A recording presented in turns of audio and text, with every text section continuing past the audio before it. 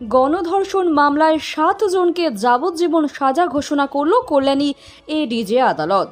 কল্যাণী এক্সপ্রেসওয়ের উপর অবস্থিত রেল ব্রিজের নিচে স্বামীকে আটকে তার স্ত্রীকে গণধর্ষণ করেছিল কয়েকজন দুষ্কৃতী। এরপর কল্যাণী থানায় লিখিত অভিযোগ দায়ের করেন নির্যাতিতা। বৃহস্পতিবার কল্যাণী এডিজে আদালত 7 জন অভিযুক্তকে দোষী সাব্যস্ত করে। অক্টোবর 2024 আমরা একটা ইনফরমেশন পেয়েছিলাম অ্যাবাউট অ্যান ইনসিডেন্ট যে হয়েছে আমাদের জুরিসডিকশনে জোনপুর রেলওয়ে ওভারব্রিজের নিচে, যখন একটা কাপল, এক হাজব্যান্ড অ্যান্ড ওয়াইফ আসছিলেন from Kanchapara railway station towards Kalyani railway station.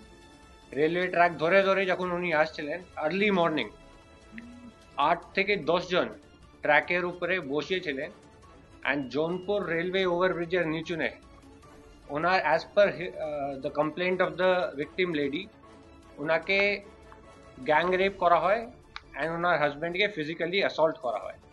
এই ইনফরমেশন আমরা পেলাম कल्याणी पुलिस स्टेशन है in early hours of the day.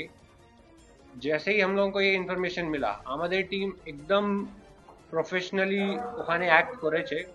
সব থেকে আগে আমরা পিও কে কর্ডন অফ করে দিয়েছিলাম আর ওখানে পুলিশ পোস্ট হয়ে গেছে।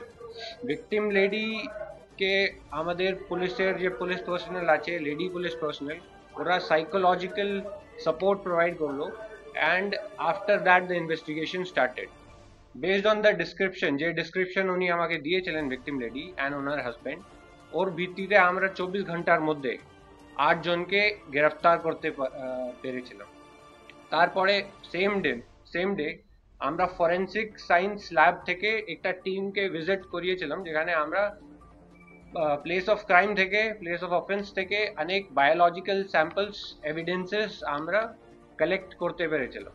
On the same day medico legal examination was also done and ওই দিনকেই ওনার ভিকটিমের জুডিশিয়াল স্টেটমেন্টও আমরা রেকর্ড করতে পেরেছিলাম। আফটার দ্যাট আমাদের ইনভেস্টিগেশন হলো, উইদিন 60 ডেজ আমরা চার্জশিট ফাইল করলাম অ্যান্ড এই কেসের ট্রায়ালের জন্য আমরা ইন্দ্রজিৎ বাবুকে অ্যাজ পিপি হিসাবে আমরা নিয়ে আসলাম। 8 জানুয়ারি 2025 কেসটা অ্যাজ এ প্রসিকিউটর আমি কেসটা রিসিভ করার পর ওই দিনই চার্জ ফ্রেম হয়। During trial one after another evidence শুরু হয়। আমরা 10 জন উইটনেসকে সাক্ষী করাই। তার মধ্যে প্রথমে হচ্ছে হাজব্যান্ড, যে ছিল ভিকটিম গার্লের হাজব্যান্ড, তারপরে ভিকটিম গার্ল, তারপরে পুলিশ পার্সোনালস, সিজার উইটনেস, তারপরে forensic evidence and doctor and then after আয়ো।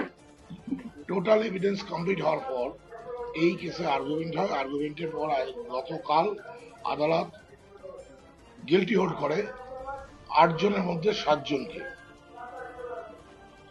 আজকে তার প্রনাউন্সমেন্ট হয়। এই 7 জনের প্রনাউন্সমেন্ট যেটা দেয় সেটা হচ্ছে 20 years rigorous imprisonment